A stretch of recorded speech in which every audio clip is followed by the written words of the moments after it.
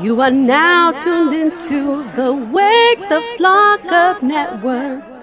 Oh yeah, and this guy too. I'm the fucking time god up in this bitch. Yeah. Want to get fucking king of the dodgy? Yeah. Time. Just don't say time. We got a time limit, but just don't say time. You heard this? You heard him say that? Don't say time.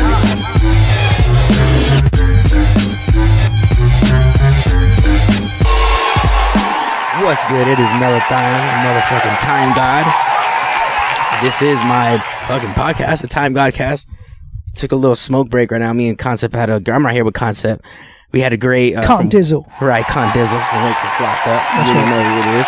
But we were right here kicking it, having a great conversation. I took a little smoke break, so I'm a little out there. So you hit the meth pipe real quick. I went and go hit the crack pipe real quick. So those purists like to smoke pure meth, pure crack. Okay, so I'm with you. I'm with you on that. But we do got to break it down to the people. Right. We're gonna talk about some certain topics that we feel are Concept's here to keep me on track, guys. You know, that's what I do. Baby. Yeah. So I'm scattered. Today on this episode, we're gonna talk about being called a purist because I get called that all the time. I'm sure you get called purist, that all the time. I have. We're gonna talk about hip hop and politics, as in should they mingle, where do they mingle, and why don't they mingle as much? Killer Mike, I got it. We're gonna talk about podcasts everywhere. Right. Okay. Ever since Koncept started the very first one in the history of the world, and now there's just mainly now everyone's doing podcasts. Now. Getting old. Okay. We're getting old, bro. I'm getting old. We're aging like wine, not like milk. Me and you. And what we've learned in our journeys, separate journeys, but our very, our hip hop journeys, what we've learned.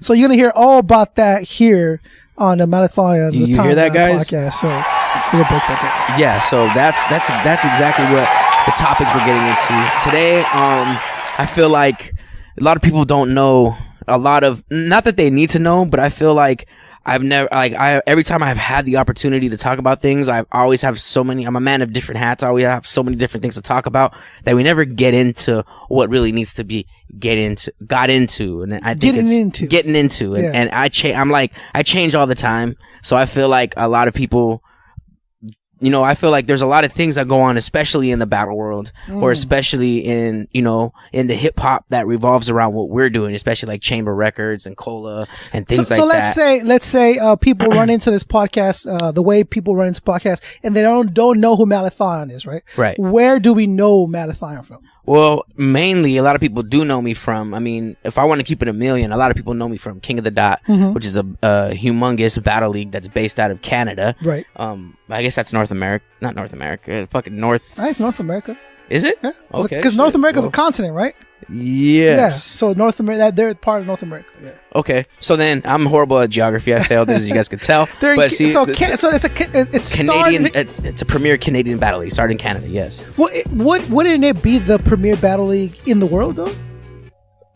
Yes. Right? I would say so. But there are I would say in the world as far as views. No, because there's a million subscribed battle league. It's a Russian battle league, I think it is, and it gets like over millions of views. Russian MCs battle league? Yes, they're like the Drakes of Russia. I had no idea. I know, and it's crazy if you type in Russian battles or I think Russian or just type in most viewed battles, and I guarantee you none of them are in English. Okay, and the other one is in Philippines. You know what I was gonna say, because I know Disaster went and he battled this Philippine dude. Right. But loony. They got like a soccer stadium or something, right? Like they filled like this humongous thing. Humongous, and they got over a couple million views. I think. And I've never heard of Looney, even being in the hip hop scene. I've never really heard of him. He's like their Drake out there. Like, and is he ill or what? He's ill. He's tight, and he did it in English. It was really good, but like if he did that battle out here, he would have gotten reactions. Yeah. He was really well. So a lot of people know me through King of the Dot. In the hip hop scene, not even in the hip hop scene, and maybe like the spitters and the local hip hop scene, you would know me from Chamber Records, right? Cola Crew, Coalitions of Los Angeles, and Project Blow. Maybe I came in later, maybe at the end before it just wasn't. There was no really. How are you involved with? Because Project Blow is a legend, right? And a lot of people don't know how I'm involved. A lot of people will trip out. How the fuck are you involved? Let's talk about it a little bit before you tell us how you're involved. Project Blow has got to be I'll say the most legendary in the West Coast for sure. Yes. And I don't even know anybody like any other ones that could like I can go say like, oh, this is the East Coast version of Project Blow. Like I don't know what that would be, because I think because East Coast cats would come to Project Blow, and people don't know it's kind of like it's a collection of MCs, right? But it is very much training grounds, because they like knowingly and willingly do ciphers and shows just to prove that you can spit. You would come to Project Blow, right? I call that the invisible college. It's like an invisible college, and I call it that because it's a college that doesn't get recognition by actual learning, like curriculums. I think the word is curriculums. Yeah. Like actual studying. Like there's actual. You could find actual like people that know what doctors know. You'll find them there. I've had people. One time I was like sick or something was wrong with me, and I was like, some dude was like, "What's wrong with you?" And I'm at the Blow. I'm up against the wall, and I'm like, I'm thinking, "Oh man, my stomach hurts." And the dude was like, "Oh, you know what you need to do is you need to go do this, this, and this, and you need to go drink some of this. Go here's a store right here. Go get some of this, and you'll feel a lot better. Fuck all that other shit." And I went and did it, and I felt better, and I was like, "Damn."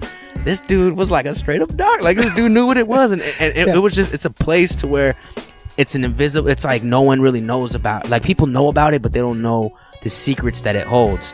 And I think that's really how I took it in as, because on the outside you would look at it, okay, it's just a place in Lamert Park across the street from an actual park that's Lamert Park, where it goes down, and it's a little small spot where people come and rap. But in reality, give me some names of people that have come through Project Blow to prove to other MCs and to themselves that they got what it takes. Man, I mean, shit. I mean, from after that, now, I mean, Kendrick Lamar has came and just stood on the corner and kicked it just to look at the Project Blow and be there. But I mean, it's come from shit from I mean, from Dumbfounded, who's killing it right now, to even a lot of the Good Life, because at the end, if you really look at it, Project Blow was an extension from the Good Life. So the Good Life, when people would come through there, and if people don't know about that, it was just a couple streets, I think maybe a couple blocks over. It was a healthy food spot where they would sell like wheatgrass, and there's a lot of vegetarians there, a lot of pro-black things going on at that time. It was during a different time, so you would have people like from 90210 show up that just come and kick it, and then you would have people like Eazy-E, Ice Cube, Bone Thugs and Harmony, shit, man. I again, Tumex, Abstract Rude, right. AC Alone, Evidence. They were birthed from there. Yeah. But I mean, from at that time, major artists were going there to get talent and stuff. Right. So like that's how Volume 10 was one of Fat Joe. Pig. I think Big Pun. No, not Big Pun. Fat Joe was there. Yeah. He actually got booed off stage, I think. Yeah. There's a documentary out. If you go to Amoeba, you go to it's like the hip hop section. There's a documentary that's called This Is the Life, and it's also on Netflix. Yeah. You type in This Is the Life. It has Medusa on the. When you go to Netflix, it has Medusa on the cover. Yeah. Okay. So another shout out to Medusa for what she did. So how did you end up getting involved with them? The way I got involved was, I was already rapping with Cola Crew, which is Coalition of Los Angeles, which is, it's a big collective of graphers, break dancers, MCs, DJs, everything. And so like I was going hard in that. So like, as a thing to get in Cola, you had to go and just go everywhere and rep anything that's hip hop. Go rep. So I went to the Blow, started kicking up dust. Right. I went over there and just and said some shit in some battle, and people started looking for me like, hey, who the fuck came over here and started talking shit to the Blow. And I think I went and said something, and it was about Rifleman, right? So I said something, but it wasn't a diss to him. I had just said something. And I was like, I told somebody something about connection with Rifleman, and he heard about it. He was pissed. My boy was like, hey, this fool LA Cool is looking for you. So I talked to LA Cool, and then we had a long talk, and he was just telling me like, don't ever disrespect me, this and that. And I had to apologize, first of all, because I didn't even mean for it to get that way. So then we started chopping it up, and then that was it. We left it alone. And then him and my boy Quasar started getting cool from Cola, because Cola and Project Blow never really chopped it up like that from old school. Whatever was going on back then. So they started kicking it, and then I was like, oh, cool. So then I got put on an interview, and LA Cool was there hosting, and he I played a song. It was called The Brotherhood of the Death, talking to all this politics and crazy, like some Immortal Technique type shit. You know what I'm saying? Some fucking talking about the government and all that crazy shit. So I'm doing this crazy song, and LA Cool was like, yo, that shit is hard. Come to my pad. Let's do a song. And I'm like, holy shit, like this is Rifleman from Project Blow is asking me to come through. So I went down there and I recorded a song called Last Survivors, which is on my YouTube channel. We did that song, and he was like, yo, that shit was tight. So after that, I went back over there again on another day, and then Volume 10 was there. He had just got back, who did Pistol Grip Pump. So I was like, oh shit, this is Volume 10. Like, this is the dude who had the deal. Like, you know, I don't know what the fuck, where he was at. He just was on a hiatus, came back. I think not Ganja K. Bad Drew was there. Born Allah was there. Mr. CR. It was a rainy day. They were all in there. And LA Cool straight up. That's why I call it a college, because that fool straight up was just like, you want to get it? Like, they were like, yeah, let's get this dude on the song. Cool was like, hell nah. Well, you need to go in the garage over there by yourself. You have a little boombox, and I'm gonna give you this beat and this song that homeboy wants you to get on that shit. You ain't getting on nothing with us yet. So they made me do like practically 3 songs in one day, or 2 songs just to get on the last song with Volume 10, and they didn't even want me on that. The only reason why I got on that is because the producer was like, nah, give him 8 bars. So I ended up getting on 8 bars of Volume 10. On a song with Volume 10, and then I ended up like, cause you can't just get brought into the blow. You got to do some shit, and then fucking, you know, they accept you. Initiation. You get accepted. Yeah. Like if they don't accept you, then you're not a Bloodian. Yeah, no doubt. They have to like fuck with you. So I went and I rocked the Project Blow 16th anniversary with that night with Volume 10 and everybody, and through the grace of God, I just happened to be there. Volume 10, Cool didn't even put me on the list. He says, yeah, I got you on the list. He pretty much made it to where if you can get on this stage, next if you can figure out a way to fandango your way to get inside and stand next to that stage and be there, by the time that song comes on, you might be able to spit. And I was like, some people would have been like, why is this fool treating me like this? I was like, he's testing me. Yeah, no doubt. He's testing me. So what I did was I got myself there. I'm standing right on stage. Cool just motions his finger, come on stage, and I'm right there. Volume 10's performing Pistol Grip Pump. I'm looking at everybody like, oh my god, Exist Stereo's out there. Fucking, I think even I don't think Dumbfounded was there that day, but I know a lot of the OGs was there. You know what I'm saying? Yeah. Everybody. Yeah. You know, everybody that you want to shake your hand was there that day. So then I went and then I went and fucking went up there and ripped it, and they didn't even want to give me the mic. I took the mic from someone else. I went and I ripped it, and you know, after I got off stage, everyone's shaking my hand or whatever, and then I asked Cool, like, hey man, like, how do I know when I'm a Bloodian? He said, motherfuckers, just the shit that you normally wouldn't get as a regular dude, you're gonna get as a Bloodian. You know, I didn't understand what that meant. What does that mean? Right. And so I just started getting features for pretty much nothing. You know, I started getting things that normal people would be like, yo, shoot me 500, shoot me a rack. They were just like, they were asking me to do a song. You know what I'm saying? We were coming together doing a song. They were asking me to go on the road with them, or they were So let's talk about this. I want to understand it. Is it a crew? It's It's more of a collective, right? It's a crew. It's a collective, and it's an idea. Okay. All in one. Yeah. It can be whatever. It's like a chameleon. It can be whatever it wants to be. It's just no one really right now is an organization to make the crew happen. The only one who's really doing it is like Abstract Rude. Yeah, he's doing the anniversaries, but there's no. Why? The reason I bring this up is because for a while I was invited to join Mighty Zulu Kings, right? Right. And which is a Zulu Nation side chapter. Okay. And they're kind of like the quote unquote bad boys of Zulu Nation, like that. It's like they're like just mean, angry b-boys, bro. It's just like fuck you up, mean, and they're composed mostly of b-boys, but they do have MCs and they got graph heads, obviously. And they wanted me to come on because they like what I was doing with Wake the Flock Up. They're like, yo, this is new. We're fucking with it. Like, we want you to become a part of it so that you can you're doing hip hop in a new way, and we want to fuck with you on that. So I flew out to San Antonio, right, and met Elianes, legendary b-boy, who was handed that chapter by Africa Bambaataa himself. Right? So at the time when Africa Bambaataa said, "Hey, you can go free to start your own chapter," and he started Mighty Zulu Kings, right? And the reason that I bring that up is because they had like vests on with the Zulu on the back, and there was like, you know, like it was like a crew, right? But we don't see that with the Bloodians, right? Used to be like why don't we have vests and jackets and like patches and like, yo, we're bloating, like, why aren't we on that level? I don't know. And a lot of that had to happen before me, you know, like I got there at the end, and I really like, I wish I knew the inner workings on like why things didn't happen, or, you know, because it's such a dope thing. Look, they were paying like fees.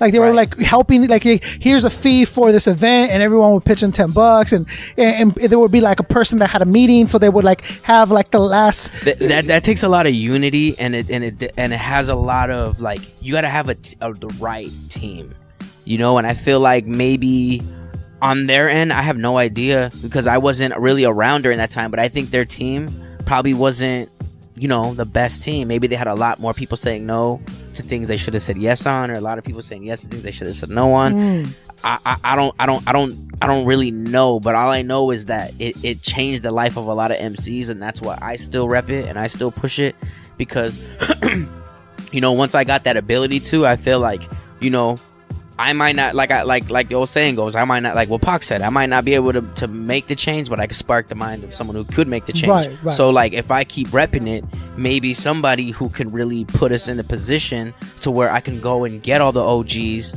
and get them something, because they did it, and then they got to a point to where it couldn't happen, and it was, and at that point, whatever they were doing wasn't as strong as it could have been, and they need someone who's as strong. Like let's just say like you're doing something, and then you get fucked up, and you don't become as strong, and then I'm doing the same thing as you're doing, and I'm strong. You taught me, you learn from me, and I have so much respect that I'm gonna go fucking do it, and maybe, you know, give some to you, right? Because then at the end of the day, like, if you are an OG and you're still involved in the hip hop scene, you probably got distribution connects and this connects that probably you're an A&R trying to get deals, or you're trying to do this, or whatever you're trying to do, that we can get to push to get these artists put out some way, or some type of platform. Then maybe this can be the way to where you can be like, hey, let's you know, this guy, it's like mind. It's, so like, it's like a bat signal.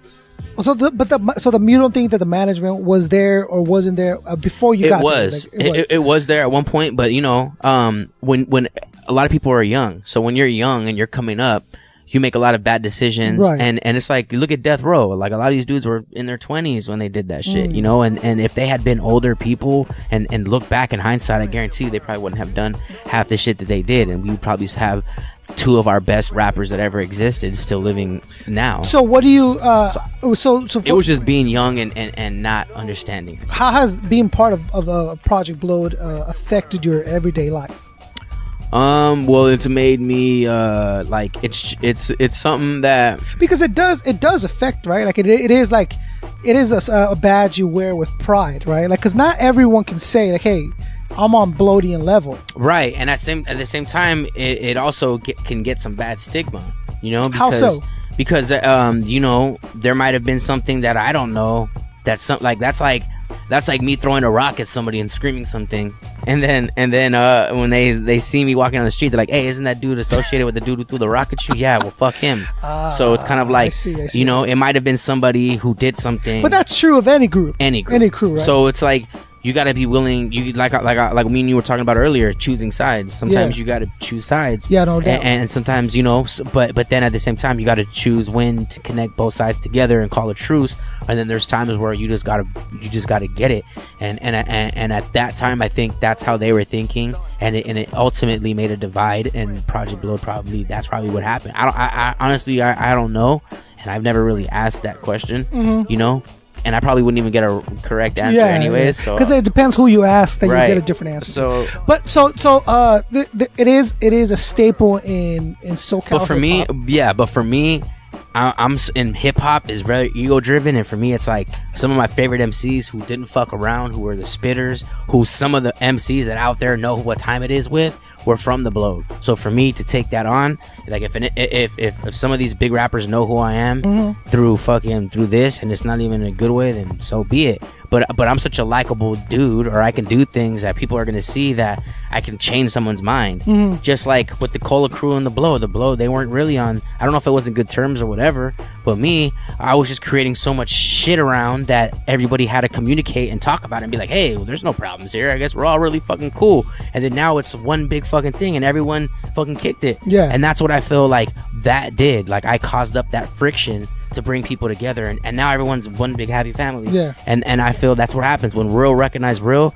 Like two people, there's enough money out here for everybody to get money. So there's certain people that like are able to affect a lot of people just by being present or by what they do somehow. Natural born leaders. There's leaders out there, right? Marathon would be a leader. Would be someone that like you kind of affect a room when you're in there. Right. And it's not to gas you up, but it is kind of like seeing like for you do play your role in your place. Like, okay, so if I'm going to be the time god, I'm going to be there at the best time. That's my job, and I'm going to do my job to the best that ability. Right. But you also have this thing where you kind of like you have it, so your people are drawn to you, like there is the attention and stuff. That's why the Bloodian thing happens. That's why the Cola crew happens. Like right. People want to be around you. You have this vibe of like, I think it comes down to like you just being real and people picking up on that. Because yep, you know what I'm saying? Because it's so, and this is the same thing I tell people when they go like, "Oh, Koncept, you're so controversy, bro. Why you always gotta bring us some controversy?" And when I tell them, like, bro, I could say something and it's controversy. Have that dude say it, no one gives a fuck. Right. Why? What's the difference? I'll give you an example. Slum the Residence, one good friend of mine. Some of the Residents said something like, he said something like, he said some bullshit like, he said something about a rapper. He goes like, oh, he's all right, he's cool, no big deal. And I'm like, and I told him like, yo, how come Slum can say that, but I say that and it's fucking controversy, bro? Right. But if I were to say what Slum just said, it'd be like, oh my God, Koncept's talking shit, he's a fucking hater. But Slum says it and it's like cool, it's a cool vibe. Like, what's up with that? I feel our personalities are mellow, but they're strong. And the fact that we have personalities really fucks with people sometimes. It does, and then you know what? And it's different, and with every single thing, because it's like maybe Slum, he can say that in this hip hop world and it wouldn't do anything. Yeah. But if Slum says a certain type of word in the streets where he's at, it'll mean more than and if vice you versa. Walk around. Yeah, but if vice versa. But if Slum said something that I said, it could really cause a lot of friction. You could have been like, yo, that fool's greenlit, and then it's like, okay, now that dude comes around here, he's automatically getting shot. If Koncept says it, it's gonna be like, well, your hood or wherever you're at. It is a strange thing how people respond to certain things, and the one thing I've noticed is having a personality is dangerous, right? Because I have it's a gift and a curse. It's a gift and a curse because people zombie through life, right? And people go like, "How the fuck do you know that? How do you know that?" I'm like, because I take the time to think about it, therefore I have an opinion about it. I don't think people have bad taste in hip hop. I think a lot of people have no taste. And what I mean by that is they don't know if something's good or bad because they just accept that it's good or if it's bad if they hear that it's good or bad. Not because they personally have come to that conclusion. Right. So whenever I say something like, oh, this rapper sucks, everyone's like, yo, what are you talking about, bro? That rapper's awesome. I'm like, is he really? Let's talk about this. Is he really? Then it comes what it is because they a lot of people honor what you say. Like a lot of people will take what you say and take it as in like, because you have influence on people whether you know it or not. Right. With what you say, you can say, yo, that new Jay-Z album was fucking hard, even though I know you haven't listened to it. But like, let's just say like, oh, that new Jay-Z album is horrible. Yeah. Or you say why you don't like him. Yeah. You could be swaying someone's mind on how they feel about him, and it's crazy because people that are in your life a lot can affect you a little bit, and you can see someone walking down the street do something and you'll start picking up that habit for the rest of your life. Right. So it's like you got to think, if we're out here and all day we're talking and we're saying stuff and we're giving our opinion on something, these people have no idea what's going on and they're going to take your opinion as Bible. And also on the flip side of that is that why are you fucking with the perception that I already have of this? Why are you going against? I already checked this box, and when you said that, it makes me want why. So people get mad at me. There's this dude on the social media, of course, who's all brave. They're all brave on social media, right? Yep. And I checked him. I'm like, dude, I give my opinion, but I never disrespect anyone. Right? So don't fucking talk to me like that way, right? He's like, you don't need to be getting that upset. If you wouldn't get that upset if you were wrong. And I tell him, bro, you honestly don't know what you're talking about. You have no idea. You just take everybody's word and you're just following the crowd. When someone goes, no, the best way is this way, and the herd is going the other way, some of the herd will get pissed, right? It's like, yo, do you own stock in Jay-Z? Does Jay-Z cut you checks when he makes sales? Right. So why the fuck are you defending him so much, bro? The only reason is because they already checked that box and they're already going with, oh, he is the greatest. He is the awesome. And then when the proof gets pointed to them, like, no, he's not. And here's why. Anger. See what I'm saying? Yeah. So having a personality can get you places, but it can also stop you because you're not like everybody else, right? We're very emotional. I feel like I'm emotional because I fight for what I believe in, and even if it's an argument about a fucking video game to a basketball game to anything or to what I believe in, I get passionate about it because I'm a Pisces, first of all, so I'm very driven. That's a fish? That's a fish, okay. You know what I'm saying? But I'm very into my emotions, and I'm like really like, oh, I'm a Sagittarius. What does that say about I don't know. A Sagittarius. I think my mom's a Sagittarius. We gotta look that up. I think that's like, I don't know. I we got to look that up though. But I know that I'm just really my energy is really, it's a lot of attraction is what I like to say. You know what I'm saying? My energy is big, and a lot of people are going to feel we're not normal. You're not your normal everyday people. Right. And since I was very young, I've learned that I'm not a normal dude. And I'm not trying to brag, but I'm just saying, like, I don't have an everyday type of personality that dude you meet. Like, when people meet me, they remember me, whether they like me or not. Like, you know what I'm saying? Like, and to be honest, that's how I got the Time God job. You know what I'm saying? Okay, so by that you mean you're the guy who calls time in between rounds when people are battling. Yeah, I mean, I don't do it as much anymore. You know what I'm saying? I used to do it a lot. You gotta do it all the time now, dude. I know. Well, now that I'm getting, getting back into the battle. Like, I've been stepped away from the battle for a little bit.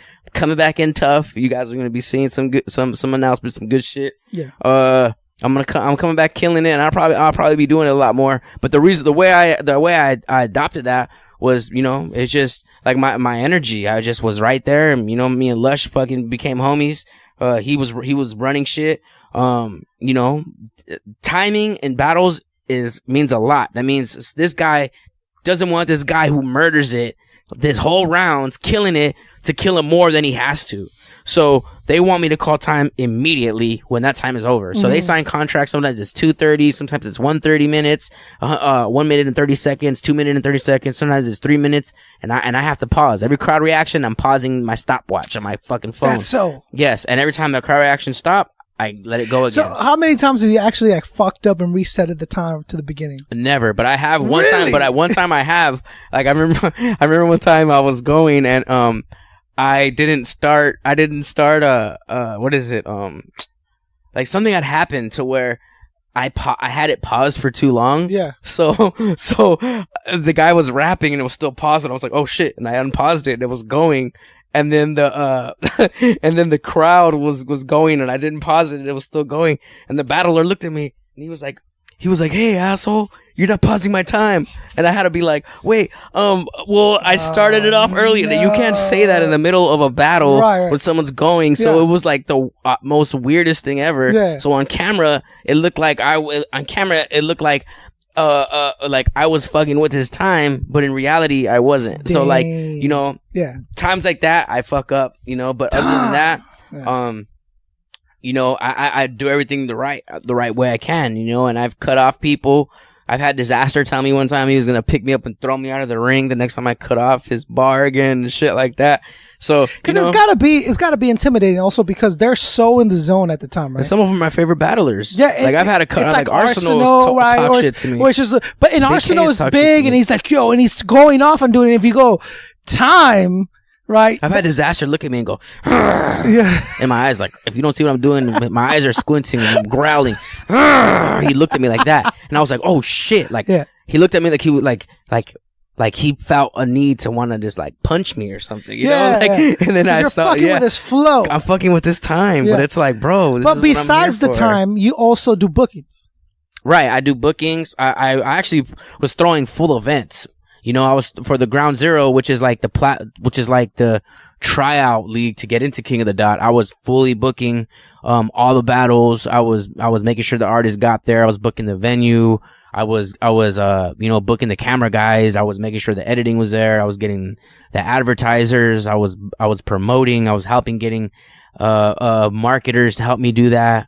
I was getting budgets, ideas, making sure the footage comes out on time. Do you remember the first battle you ever booked all by yourself?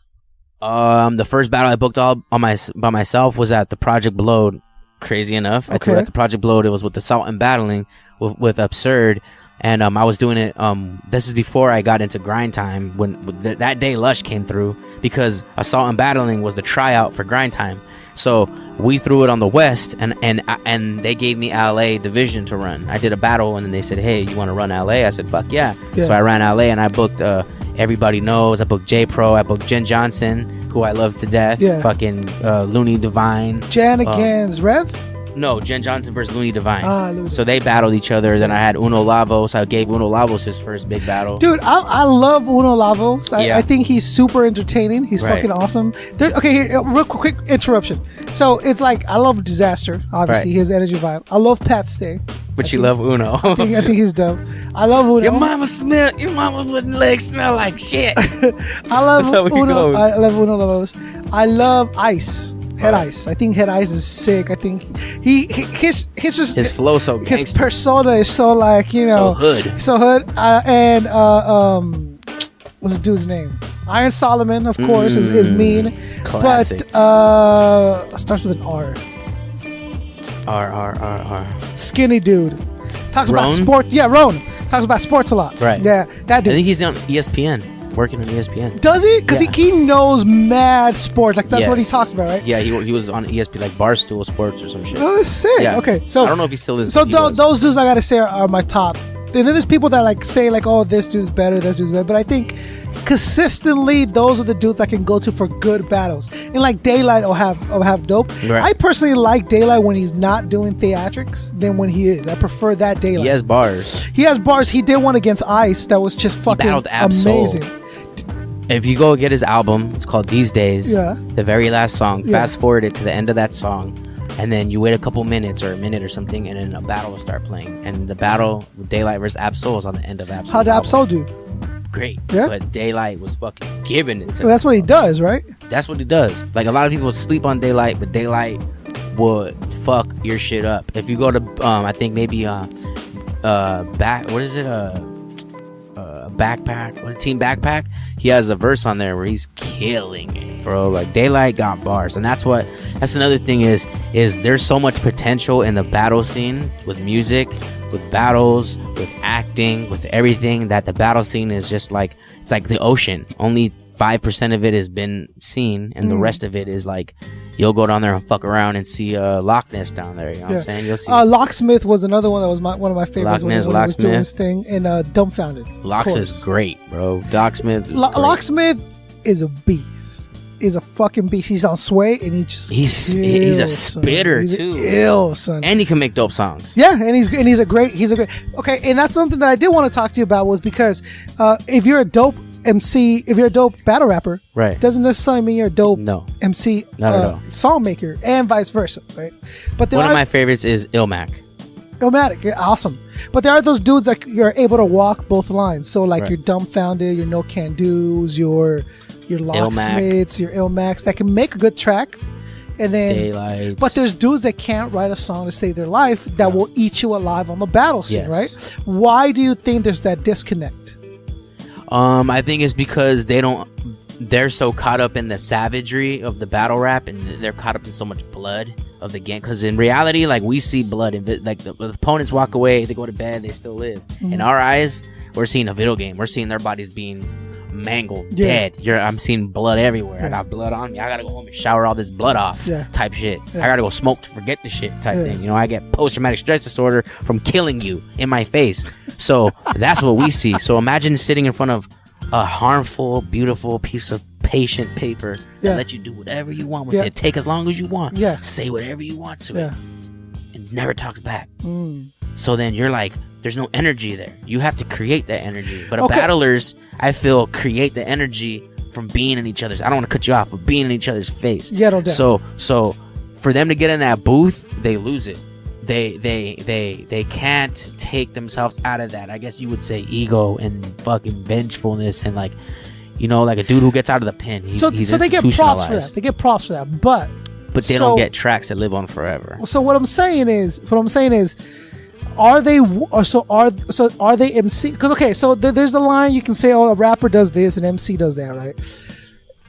An MC is one that's like can deliver knowledge and deliver, you know, this shit.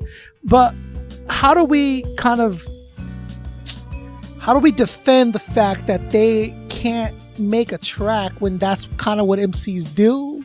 I think this is just a new evolved. So is this a new version? This is a new version. Like, you don't ever have to make a song, an album.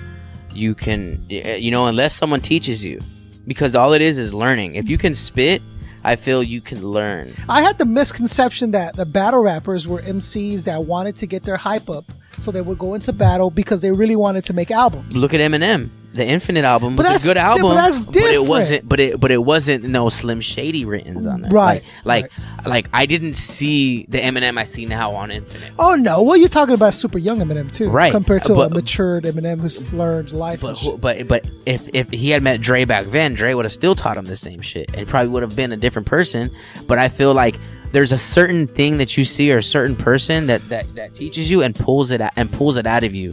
Like Dre told Eminem, spit from the nasal, talk some crazy shit, you know, say the shit that I can't say. And Eminem was like, for sure, and he went and did it. So he brought that out of him. So when he did that, he found his voice. And I think that's like a singer. I can sit here and be like, I believe I can fly. Everyone's gonna be like, oh my god, who sings that? Yeah, keep it that way, bro. But then you go why you gotta bring up RKelly right now? We're gonna get into it, brother. Because you were wrong. Because you were defending the man to his death, and I'm like, bro, fuck that guy. And I'll still listen to his shit. Oh, come on. But were they underage girls? Were they underage? Listen, were they underage? Holy shit! Okay, and it's on record. It's on record. I haven't been paying attention. Not just on that episode, but I've said this for years. Fuck RKelly, because RKelly is a representation of something that really bothers me. The fact, and this is what it is, and it bothers me because we're better than that, right? And they don't deserve that kind of backing. And what I mean is this. And I get a lot of shit for it because I'm not black, so it's kind of weird for me to speak on black issues. No. I totally understand what you're saying. But what I'm saying is this. So what does it mean much coming from you? But exactly. It's like, why are you even? How dare you even comment on it? But just because a doctor doesn't have cancer can't tell you have cancer and how to treat it and you know, whatever. Not that I'm saying is this. But I'm saying is this. So the black community rallies against black celebrities like they're fucking saints, like they're superheroes, right? Until Bill Cosby ends up that he fucked a bunch of chicks. Well, he's a dude, super rich dude with a lot of money. He's gonna fuck a lot of chicks. But Bill Cosby's like the father of black community, right? CeeLo Green is like an awesome producer. He's incredible, but he kind of date rapes chicks. So the black community rallies behind him like they're superheroes. Like Prince is like amazing. Yeah, but he had a drug issue. So what happens is they boost them up to these godlike levels, and then they turns out that they're actually human and they commit actual human things. Right. So then the black community kind of still backs them up no matter what. And that's the same thing with RKelly. It's like, well, you know, he's a black guy making money, we gotta back him up, but he kind of rapes kids, so at some point you gotta say fuck that guy. No, but you're just gonna keep... No, if it was like, if I saw all the facts of everything, of course I have to say that. Yeah. I like and this is what I mean. I couldn't even go around my so why do I care? Why should I care that he's doing that in some off? Because you're giving him the ego boost of having millions of fans, which is a boost. And second, you're providing money in his pocket. You're giving him the means and the ego to say, I'm so big, I'm RKelly, I'm going to put chicks in a dungeon and fuck them whenever I want because people back me up. You're giving him that ego boost and you're putting money in his pocket to continue doing it.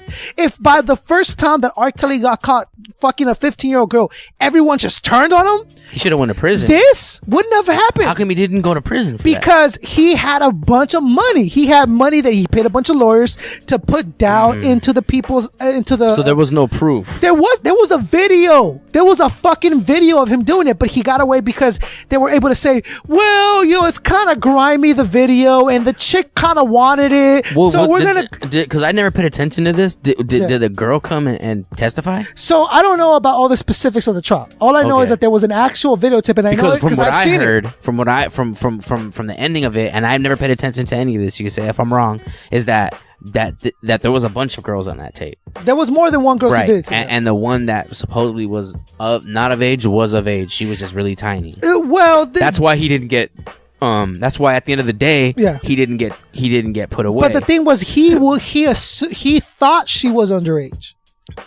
Oh. So it's like she snuck into a club with a fake ID. So now the club's getting in trouble for letting this person. So she could be 32, but went in there with a fake ID. Now they're using that against him. Well, the fact is, it's reversed that. So she told him that she was underage. So he did it with her. Right. But it turns out she was 18. But he assumed she was underage, so that's why he did it. See what I'm saying? So he's still guilty of fucking a chick. He just doesn't. But see, like me, I guess you can say I'm a conspiracy theorist. But like I believe in fact that I believe everyone is innocent until proven guilty, because especially in big situations, especially with black or with Mexicans or with anybody who isn't, I guess, white, you would say, it's been known to where they, they'll do some type of shit. Not they'll do some type of shit, but they'll run with horrible news to fuck someone's career up, because what they don't want is for people to have someone to listen to, someone to wake up. And I guess I could be dragging it and saying, okay, RKelly, but if he in fact was doing something like that with underage people, he deserves to go to prison. I can't even fuck with that. He married Aaliyah when she was underage. So this is something that he is on his repertoire. It's something that is known to do. And now, whether they're 17 or they're 18, okay, I'm sorry, so 2 months difference makes it okay for you to have them. No, I don't fuck with that. So why? But I think Bump and Grind is a great song. That's the problem. That's why Chris Brown can literally beat the fuck out of like a 40-pound female and still have a career, because we say, well, the guy can move, he can dance, so I'm gonna keep. But then that goes to show our system is fucked, because they should be in prison. Yes, but they have money. But where do they get the money from? From the fans fucking with them. Why? And people. What if I have the 12th place CD that I bought a long time ago? People don't take responsibility for this thing. It's the same thing in hip hop. We can take it back to, well, the label only puts artists out that put out this kind of music because they want to hold the community down. Well, why are they artists making that music? So then, okay. Well then, like the artists have as much to blame as the people putting them on. Okay. Go back and say, artists, fuck you for putting that out. We're not gonna support that. The label will go back and be like, well, they're not supporting it. So okay, how do you feel about that? Well, then with the Africa Bambaataa shit, you say fuck him too. Fuck Africa Bambaataa up and down, bro. He got kicked out of Zulu. I seen the video. Zulu Nation has they're all like, we have nothing to do with them. It's proven at this point. There's just too many things. So fuck Africa Bambaataa for that. Okay, so I'm with you on that. I don't. And if that comes with RKelly, then that's how it is too. But it should have already happened. Right. Why do we have to wait for him to find out he has chicks in a dungeon, and then tell me? Fuck, I don't mean to laugh. Tell me that it's going to happen. I don't know that it's going to happen. I don't know that people are going to turn their back on RKelly. I don't know that they're going to do it. And is it real? It's like the chick's on TMZ, and she's like talking. Well, so here's the thing. So she's talking on TMZ. She's like, "No, it's not true. RKelly treats us good. It's not true or that." And then so they're consenting. I'm not lying to you. I'm not lying to you. Hold on. And then so then the reporter asked her, "So you're there by your own will?" And she goes, "Well, I'm not going to talk about that." Okay, so are you the only one there? I'm not going to talk about that either. So where are you? Are you? I'm not gonna, so, dude, this is obviously a chick who's like being told, say this, say that, say this, and then she's. Well, if she wants RKelly's dick that bad, I guess. Or if she's brainwashed that bad, if he's actually broken her to that level, dude, this is psychological shit. Being kept in a well, then they should get together a is some search real warrant shit. and break into there and find out what's going on. But the fact that they're not doing that makes me question. Well, it takes time to build a case. That's why. Do you see how hard it like, is? But here's the difficult thing: if she's an adult, it's harder to prove that she doesn't want to be there than if it's a kid. The kid has no choice. The police will go in there and get the kid. But if it's an 18-year-old girl saying, "Oh, I want to be here," even though she's in a cult, it's hard for them to, against her will, pull her out. See what I'm saying? The legality is like, she's an adult, so we really can't do much about it. If it was an 11-year-old girl, they have no choice. So that's why the difficulty is, at the end of the line, he's a fucking... That's what he meant by trapped in the closet. He's hurting females that are younger than he's got to be 40-something. That girl's like 18, 19. That's a child because 2 months ago, it was her birthday. She's okay now? Where are their parents at? Her parents are the ones who told the cops. What the So fuck? listen, and yes, fuck RKelly, we can get specific to that, but what I'm saying is we have to talk about this kind of shit. Like I talk about blank not being the illest and here's the proof and no one gives a fuck. Well, why don't we give a fuck? The primal sin in hip hop is biting rhymes. Right.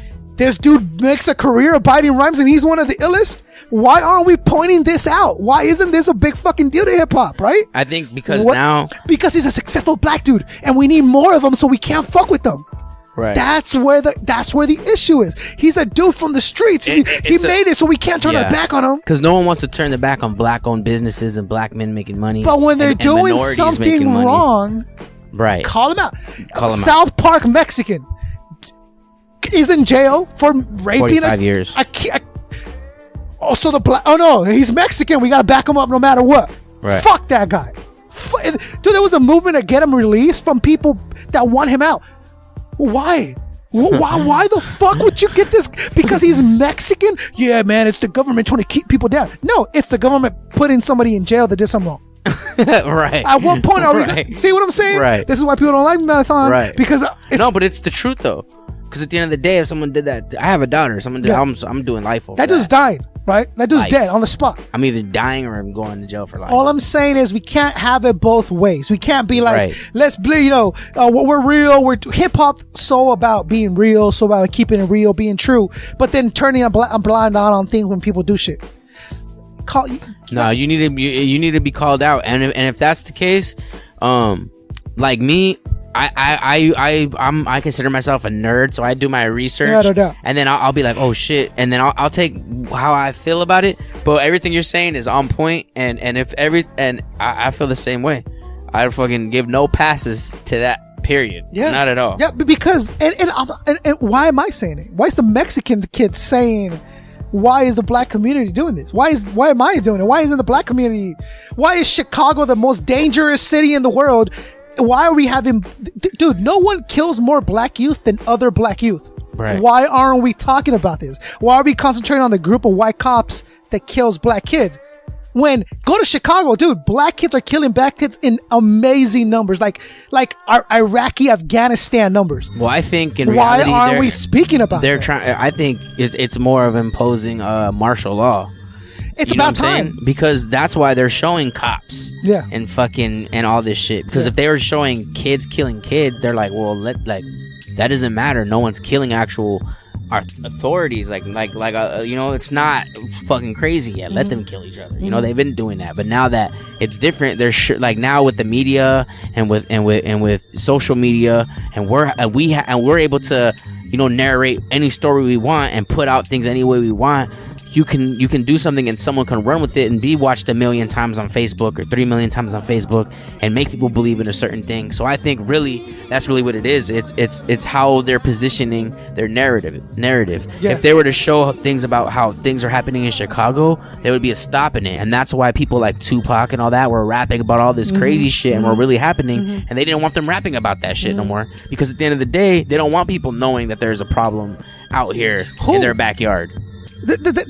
So what I'm saying is, and it sounds really bad, but I'm saying the movement of the music is perpetuating all the shit that's going on. The music now that's being But pushed. it's what the labels push out to the public. It is Okay, because these labels are being backed by fucking private prisons. Okay, but why are we accepting artists that are making this music? It's the youngsters. It's bro. a loop. It's a loop. Me and you were listening to NWA and all that shit when Yeah. we were coming up. Yeah. That's their NWA. They don't know nothing about this shit. All the 93 Until Infinities and Fugees, they're never gonna get that unless we give it to them or someone else comes along and does it. And when they do, they get laughed at. And this is the beauty of podcasts. And again, humans do what humans do, which is Because I posted, hey, we need more positive hip hop, and people laughed at me. Yeah, saying, no, you're the only positive dude I want to listen to. what do they I'm call? like, What do we call it at that point? weirdos, purists. It goes to our first subject, right? Our first where we're called purists. Right. As an Backpackers, insult. As an insult, nerds. dude. So if I'm a purist, what does that make you? Let's break it down. Cut. If I'm a filter, crack. what does that make you? Does that make you the dirt that runs through the filter? Tap water. What's up? And you're insult. Dude, I get called a purist But all the time. some people as an like to insult. drink tap water because it's faster. And a lot of people, if you'd be surprised how many people drink tap Yeah, water. but let's break it down. I drink Fluoride, I drink alkaline water. bro. Chloride. I drink alkaline, pure What alkaline. kind of chemicals is in the water that you can just turn on instead of the one that takes effort Some for you to people walk don't it care. by? But if that's you really the listen problem. to the and it's really the consumers. Yeah. The consumers, and I think the disconnection of, because there was a long time of where they cleared out a lot of our biggest MCs to whether prison or death, to where they cleared them out, and then they fucking started saying, okay, we're not going to give that money no more, we're going to give money to this now. Yeah. And then all these dudes can just die off. DMX, you can go smoke crack over there. Fucking Public Enemy, you fools can fade away. I don't give a fuck what you do. We'll put Flavor Flav, we'll give him a fucking TV show, have him fuck up a gang of bad bitches. We're going to do all this shit. Yeah. And now we're going to give money to Lil Wayne's, which he's been getting bread, but we'll give money to these people, and we're going to have them talk about this shit. And we started seeing it when, hi, my name is what? When that shit came out, that was the beginning, I felt, of, okay, we gotta make commercial fucking, your album could be dark as shit, but that one song, we gotta have a commercial. And that was the beginning of, I knew where the game was going. Like, oh my God, then they got the real Slim Shady, please stand up, please stand up. And I was like, what the fuck is going, why is Eminem making these songs? And it's because he needed to do that for a label. Why was the label wanting them to make music like that? It's because they didn't want no conscious other shit coming out. Back in the day, I remember listening to UNITY on the radio, fucking Passing Me By, the Tupac, what is it, California Love, just good music, listening to it. And not saying that the music now is not good, because I'll still fuck with it. I'll still go listen to a Migos album and go listen to this, because I like listening to everything. But at the same time, that hip hop was something that could teach the youth, and it was a different sound. And I think they destroyed that 808 did something to our fucking how we take music. Because now if you go listen to a whole Migos album, listen to some Kevin Gates, and then go put a fucking Jedi Mind Tricks album, and then you tell me how you feel. You're gonna feel like if you just ate nothing, if you fasted for a month and then you ate a burger right after that. That's how you're gonna feel.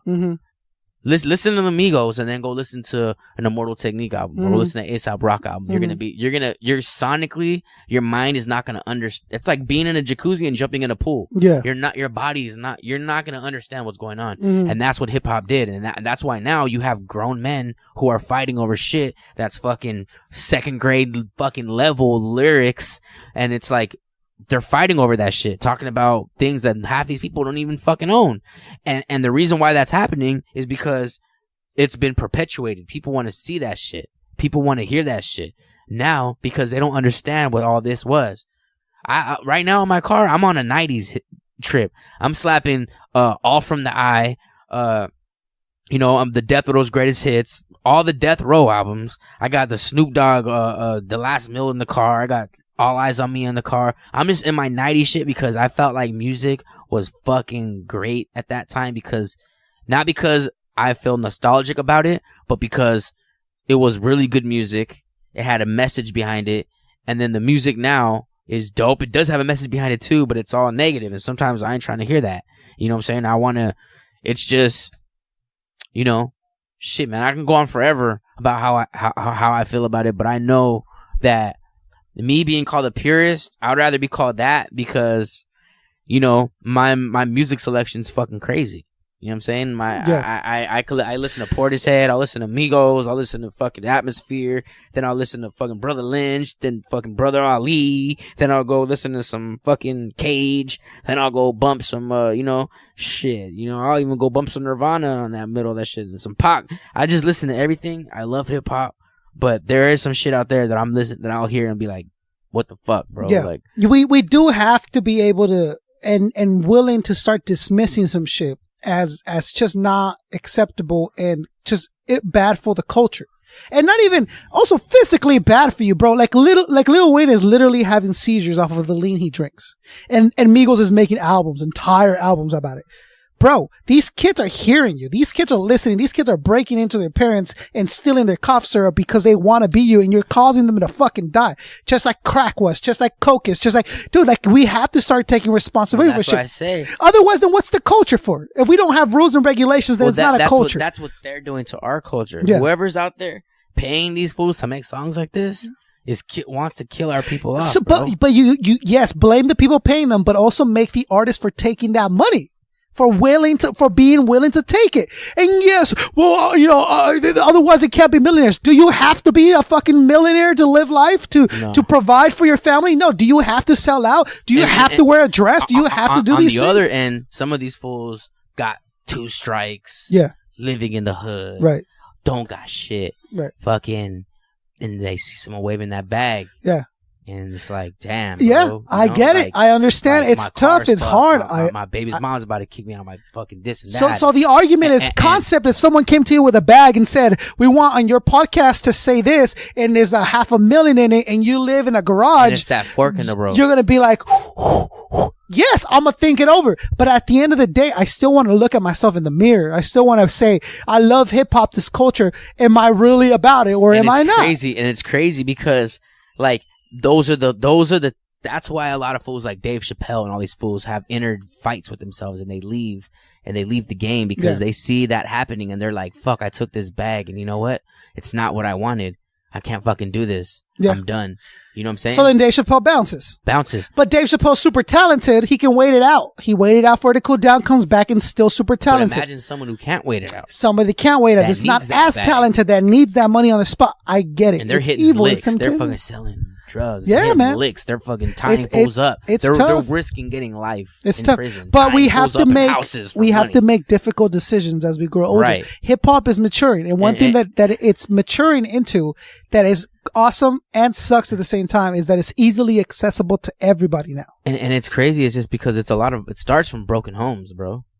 From not having the mom and dad together, and them not having their mom and dad, and knowing what time it was to teach that kid to fucking get it's just it could stem from so many things to where by the time that kid gets to that fucking deal, he's been rapping, he's in the streets, his dad's gone, his mom's working, he's in the streets, he needs to get that money, he's taking care of his sister, someone catches him on the street, sees he's dope, gives him a deal, gives him that money, and then all that could have been stopped by just been giving that knowledge as a kid. And I know that because I've gotten some of the best knowledge in the 30s or 28 year of my life forward. I've had some of the best knowledge I've ever gotten, which I should have gotten as a child. If I would have gotten that knowledge as a child, I would have been a way different person.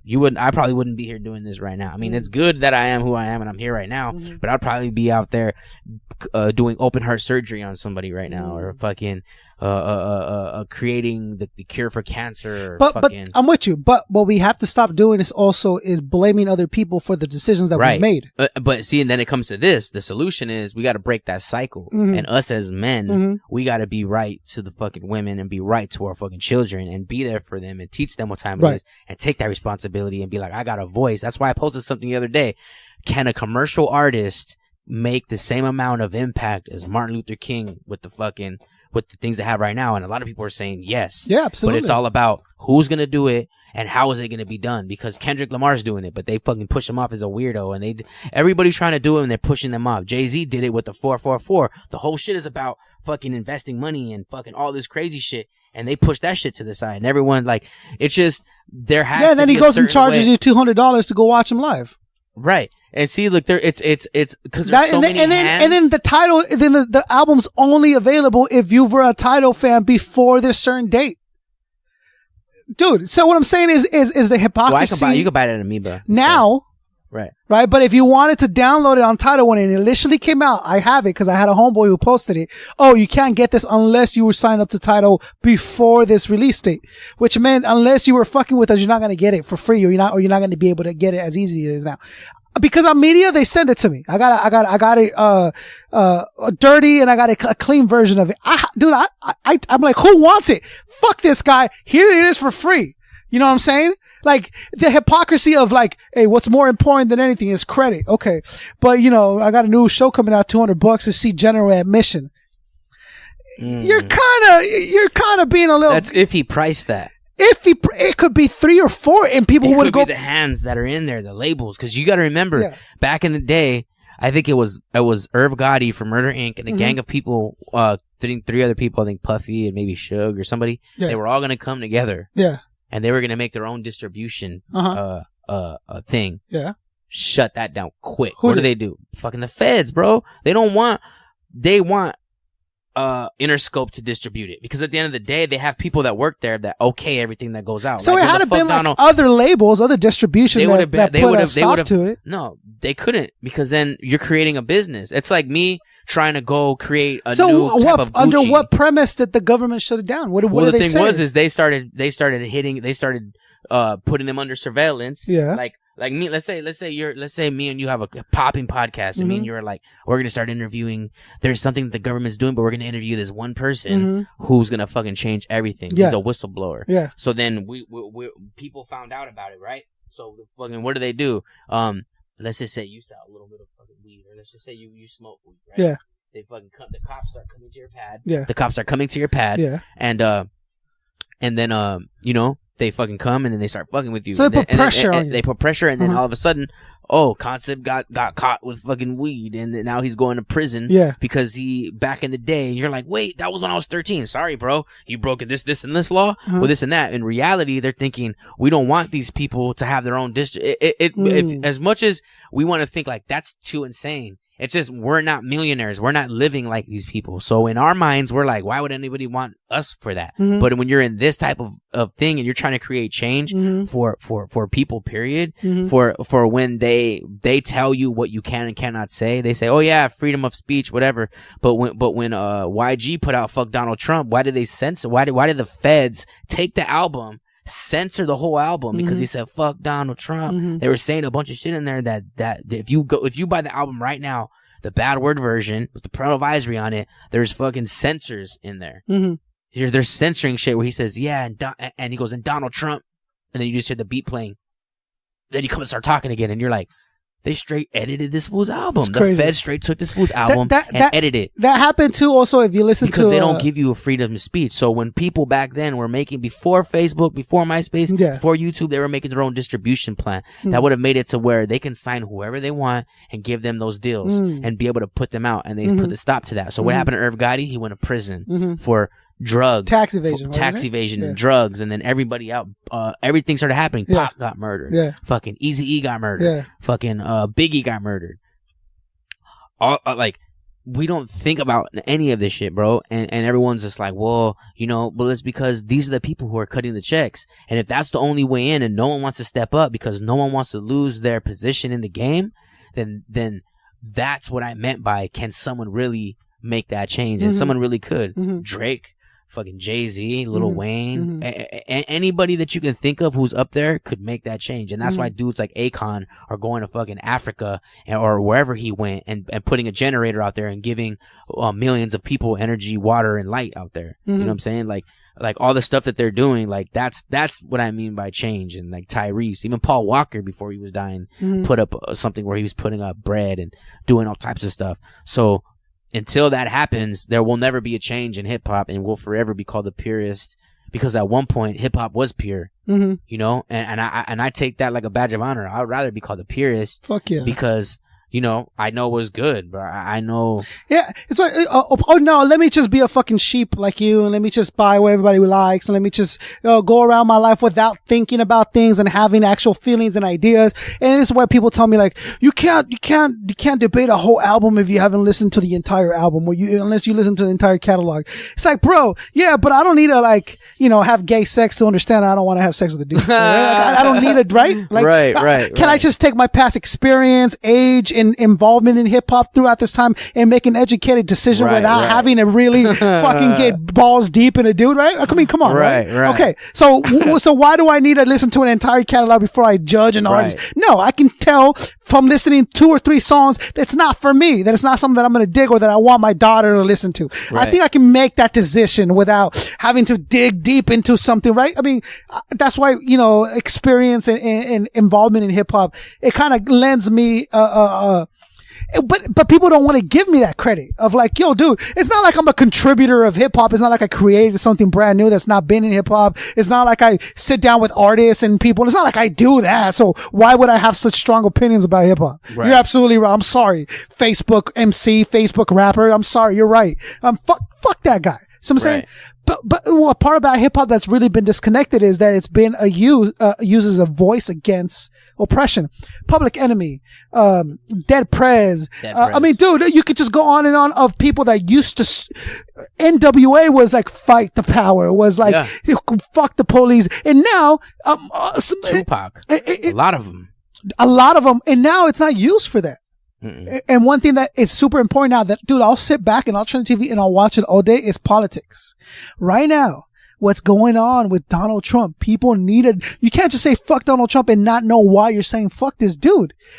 Yeah, fuck him. Yeah, I'm with you. But here's why.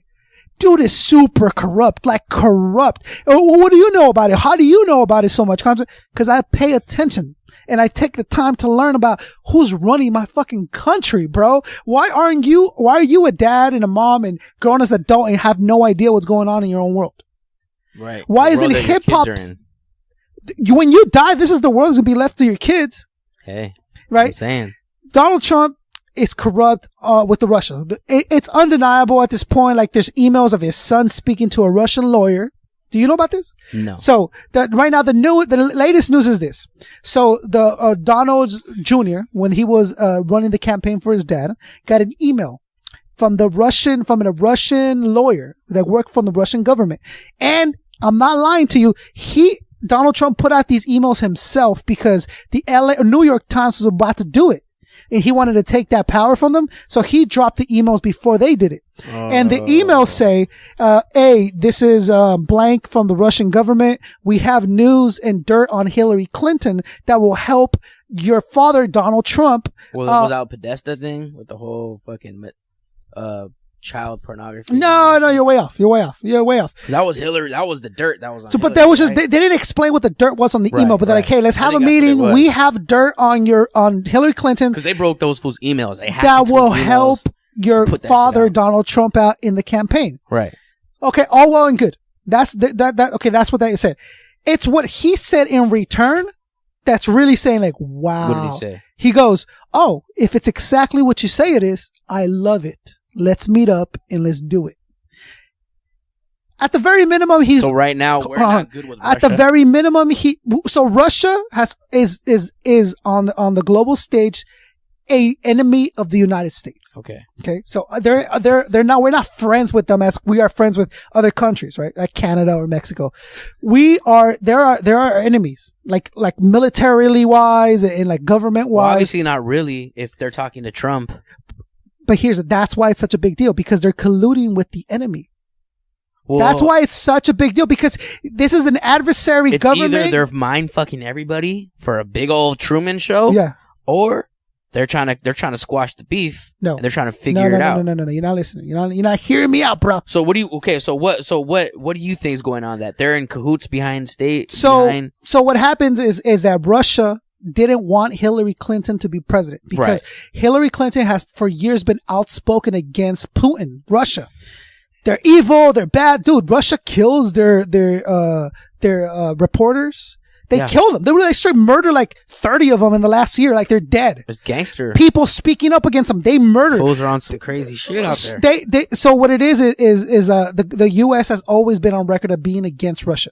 Right. So Hillary Clinton has always been against Putin. He doesn't like him. So when it was Hillary Clinton and Trump running on the same camp, running against to be president, Russia lended their support to the Donald Trump campaign. Okay. Isn't that big, kind of? It's a huge fucking deal. It's a humongous deal because not only are you collecting information. But wouldn't that benefit us as the United States to be friends with Russia? But Russia is bad because they don't treat their people good. We don't have freedoms here like we do, like Russia has. So we're against Russia dude, they murder people just left and right. They just like kill, it's a horrible place. It's a horrible place to live in. So is Mexico. But at least we do a lot of trading with Mexico. We have a lot of Mexico's intertwined in the American institutions because there's actually probably more deaths out there than there is.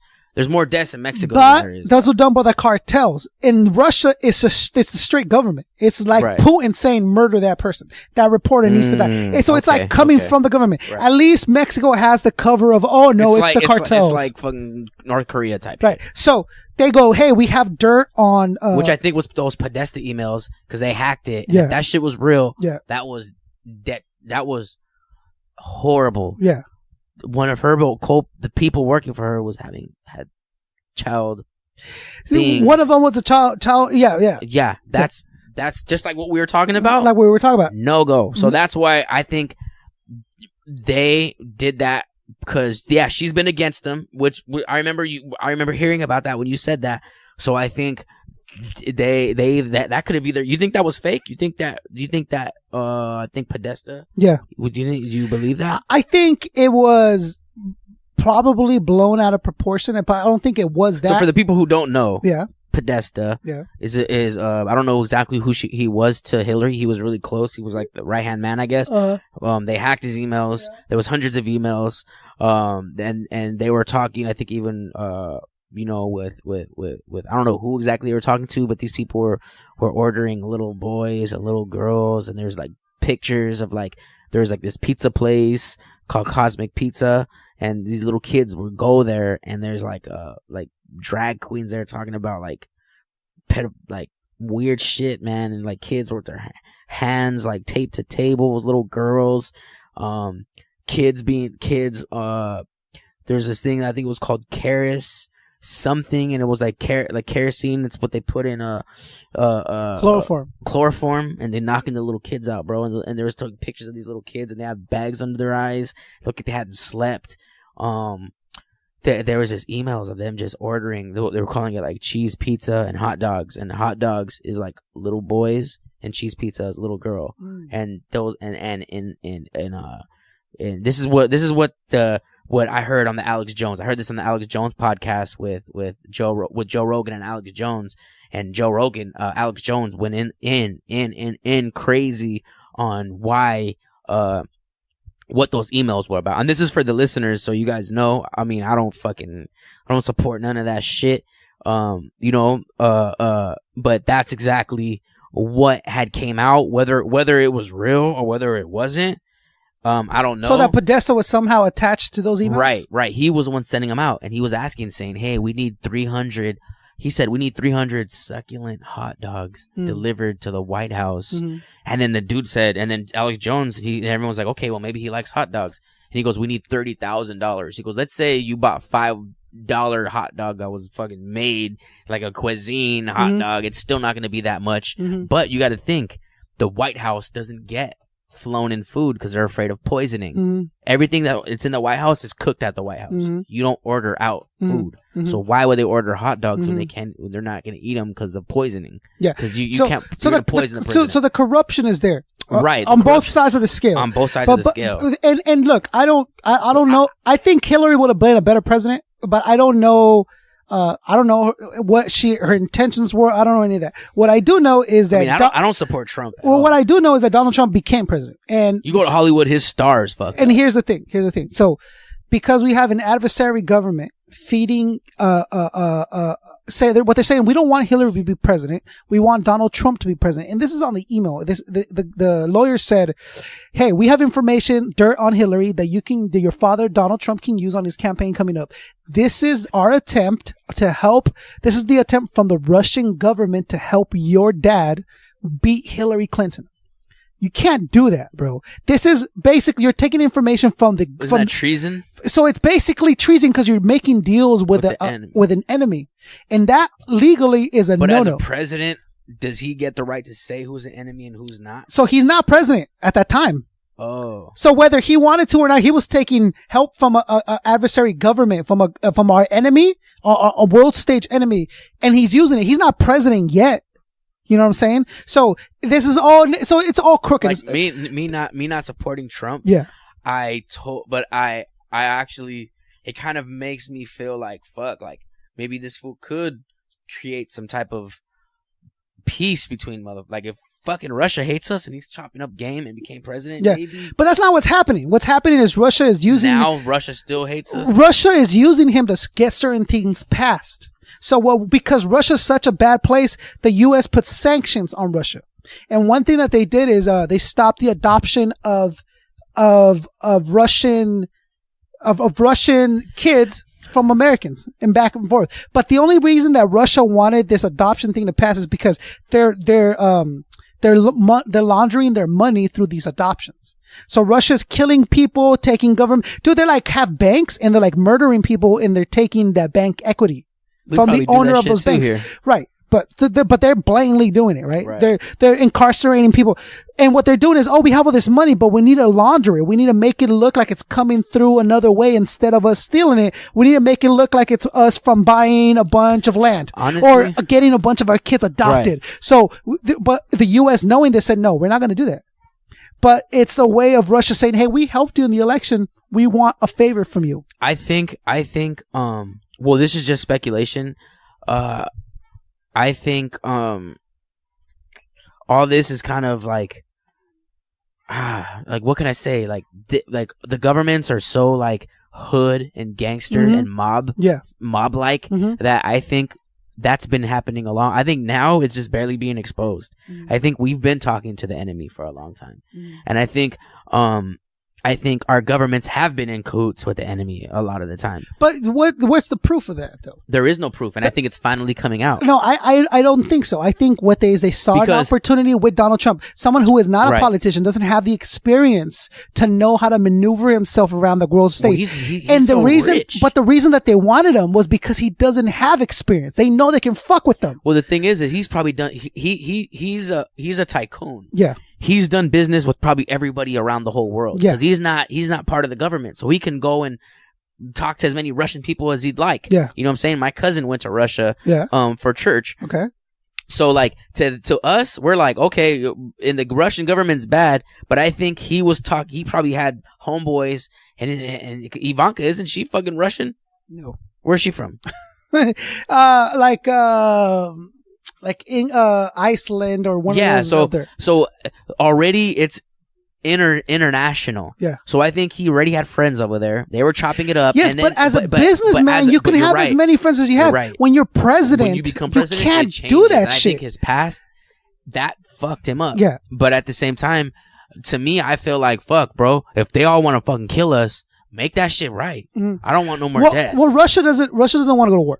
Because first fuck with Trump. Probably. We have a huge army. They have a huge army. Smoke them. It would be a war of death. It'd be World War III, and a lot of people would die. That's not good. We'd probably kill the whole planet. That's not good for business. That's not the good aliens for would come kill us. Because you would have to split the planet into people that fuck with Russia, people that fuck with the U.S. and start another war. It'd be World War That's not III. smart. That's not how you make money, bro. No. So what they want is they helped Trump out during the election, and now they're coming back catching that check. Hey, we helped you. We want this done. And now this is coming out to public because here's the big deal. They were asked over and over again, did you have help from the Russians? Did anyone in the Trump meet with Russians? No. And now it's proven that multiple people have multiple meetings with the Russians. So Trump won the election but in a dirty way, not by votes, not by this, not by that, by getting help from spies from the Russian government.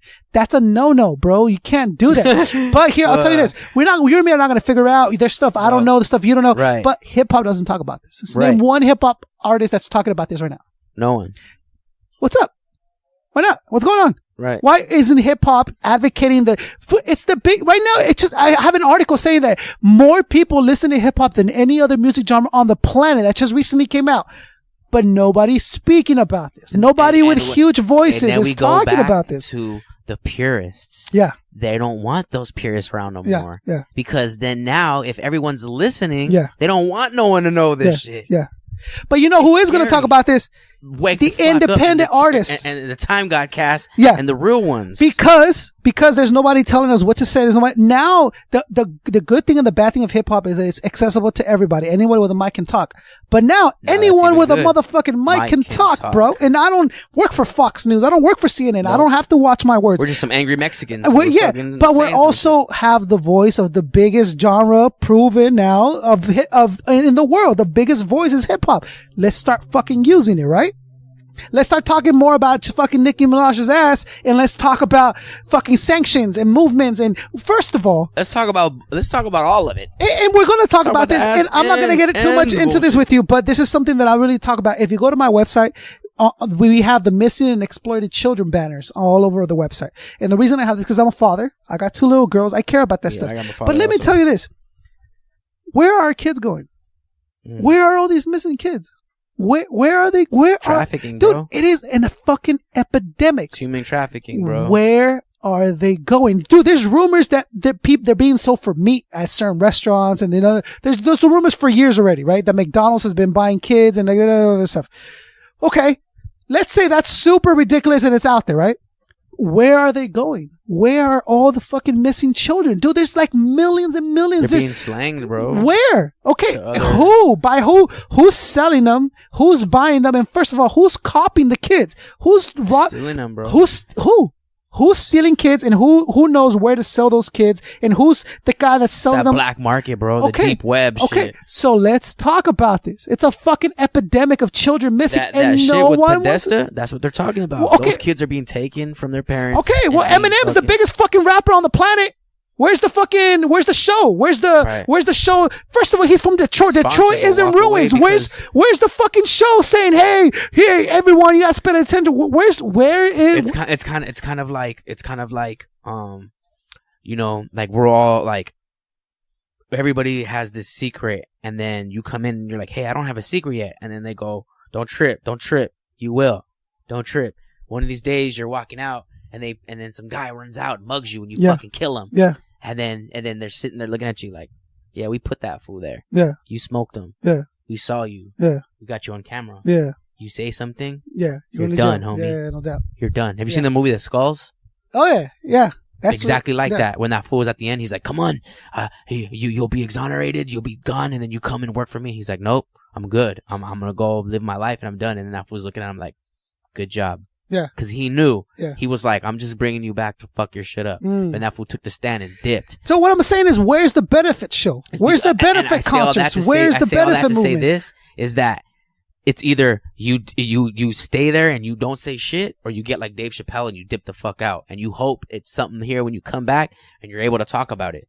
And honestly, like, when people say that Tupac is alive, I mean, yeah, he's dead. But if people say Tupac is alive, I honestly wouldn't doubt it.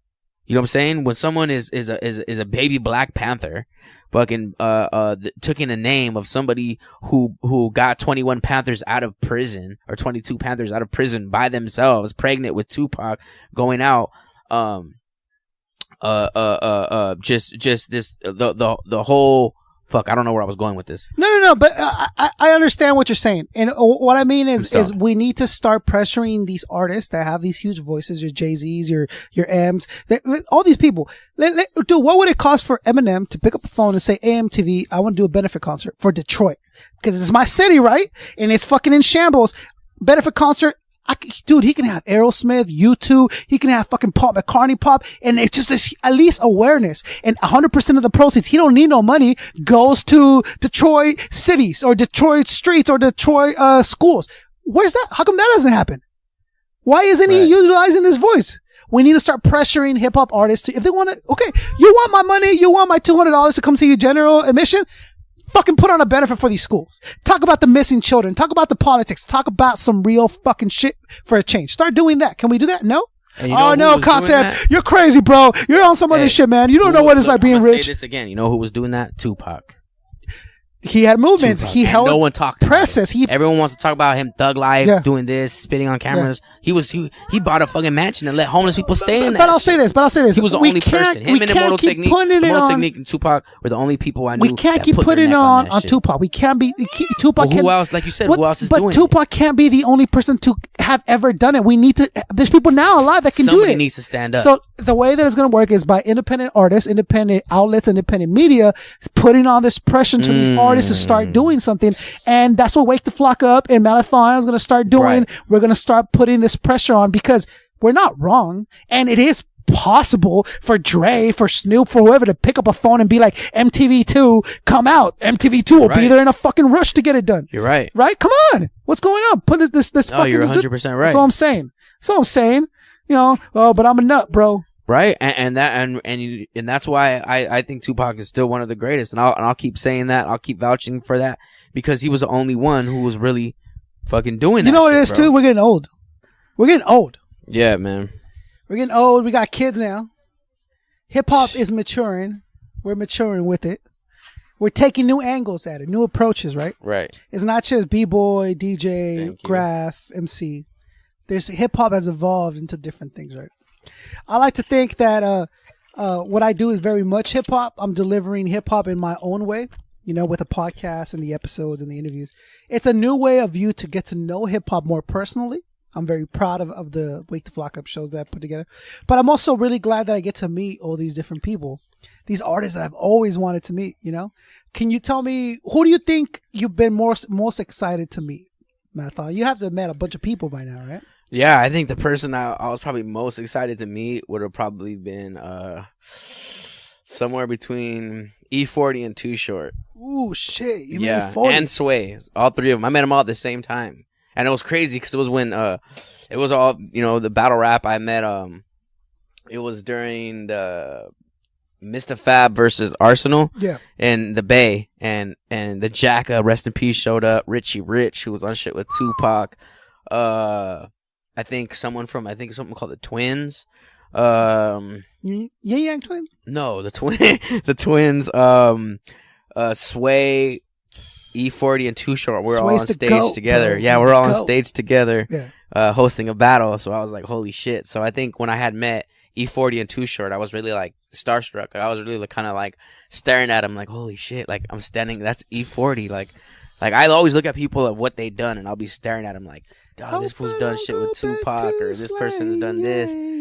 Yeah, you know what I'm saying? Like, that's all I'm thinking is like, dang, this fool did shit with Pac, or this person did shit with this. And I feel like there's always 5 degrees of separation from everything. And when you meet people, like I look at things on a weird level to be like, when I meet someone, I feel like I'm connecting to a lineage. If you meet them a certain way, like if you just meet them on a passing by, not really. But if you're meeting them on some other level, it's like a respecting. Like when you're meeting all these big people you're podcasting with, you're actually creating something with them. You're not just meeting them, shaking their hand and then dipping out. You're actually creating something, and they're creating something with you. So you're actually connecting to the whole legacy that they're doing, and you're actually giving light to a legacy that normally would either die with them, or people that are our age wouldn't care to even listen to. It's their perspective from their mouths.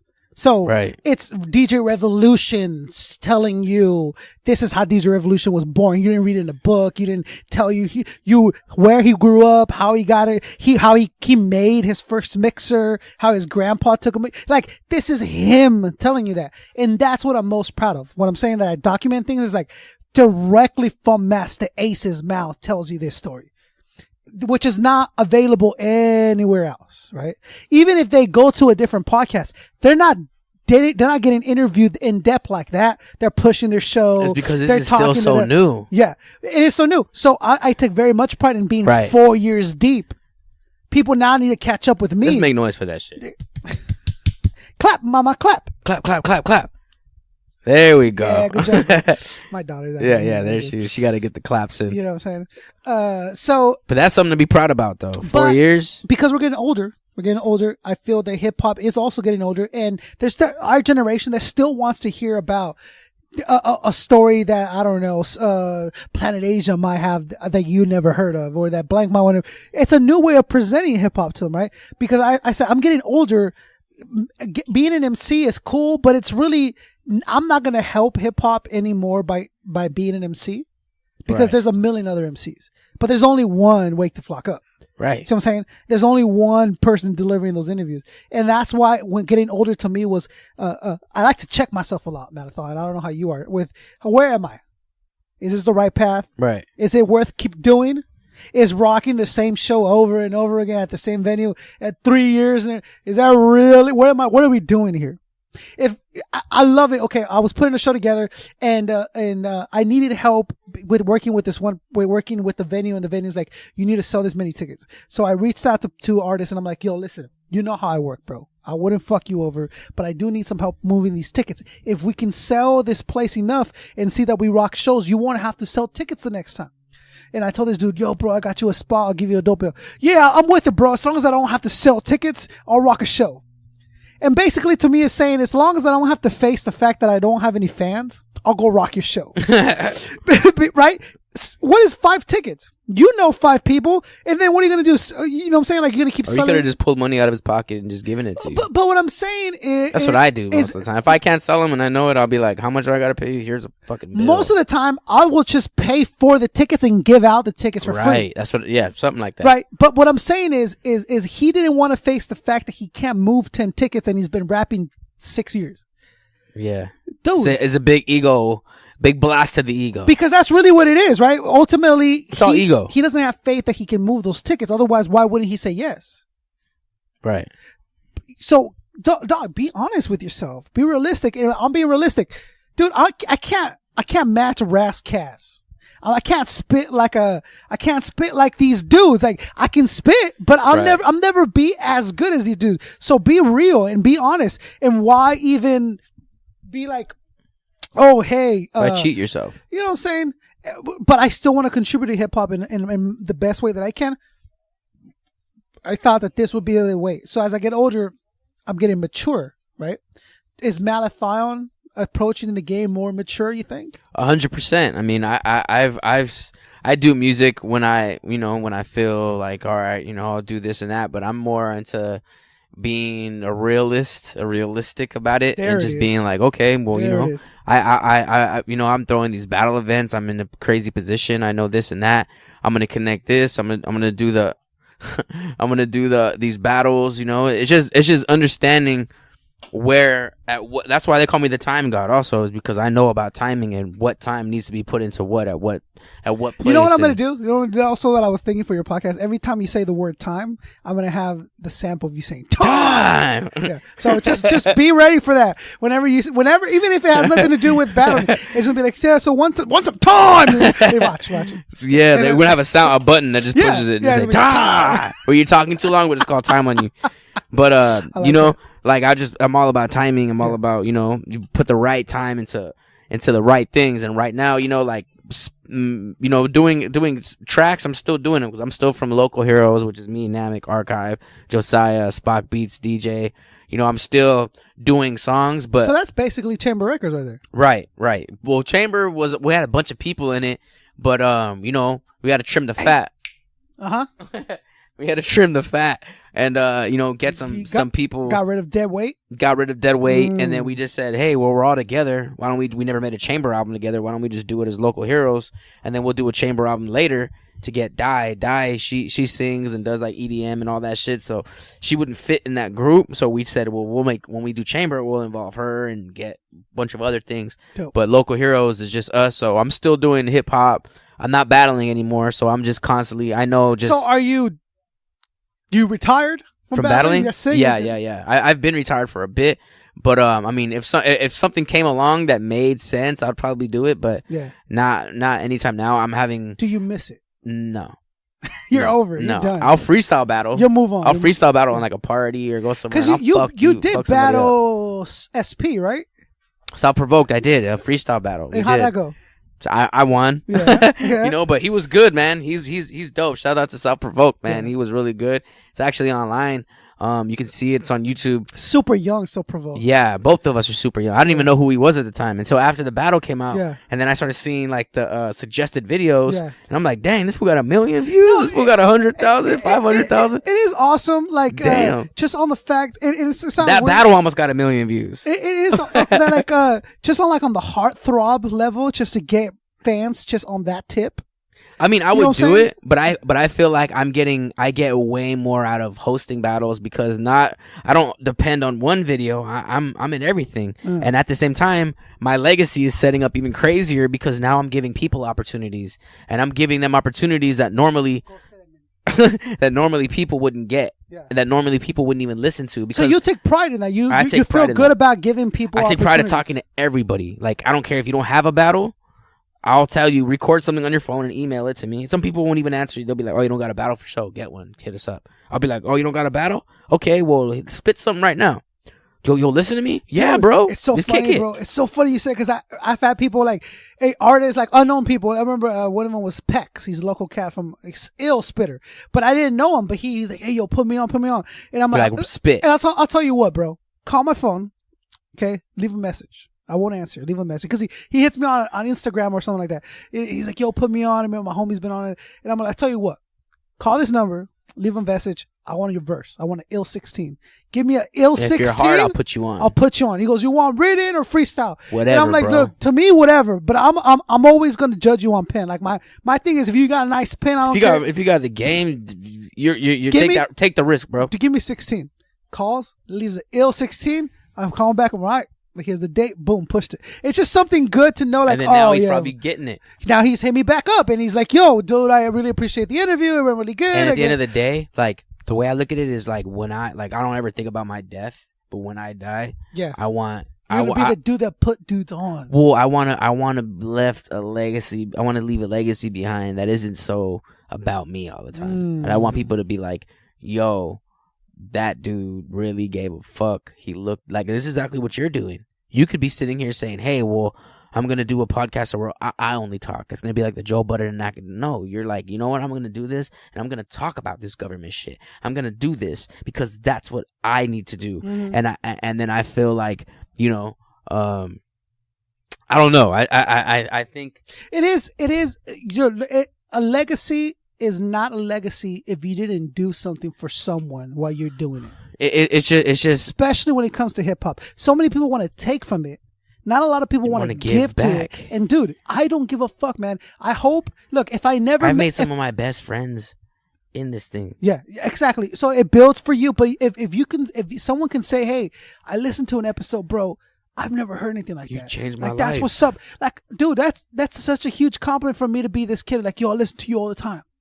Yo, you know how crazy it feels walking through Walmart with my family and they're like, oh shit, can I take a picture? Yeah. I'm going through the mall, I'm getting my phone fixed, or I'm going to just random places. Do they have you do the hand slash? slash? Me do the time. I remember I was working at Starbucks, they had me do time. Yeah. I'm at the window handing them their coffee, like, can you say time? I'm like, time. You know what you know what I'm gonna do? It's gonna be like Big Boy's name. You know, every time he says Big Boy, they go Big Boy. Every time you say time, I'm gonna go time. I'm gonna cut you off and go time. Watch. Yeah, man, but people have done all that, you know, and it makes me feel good because then at the end of the day, I see these battlers blowing up, and then you know they get big, and then by the time everyone every time they want to be their friends, they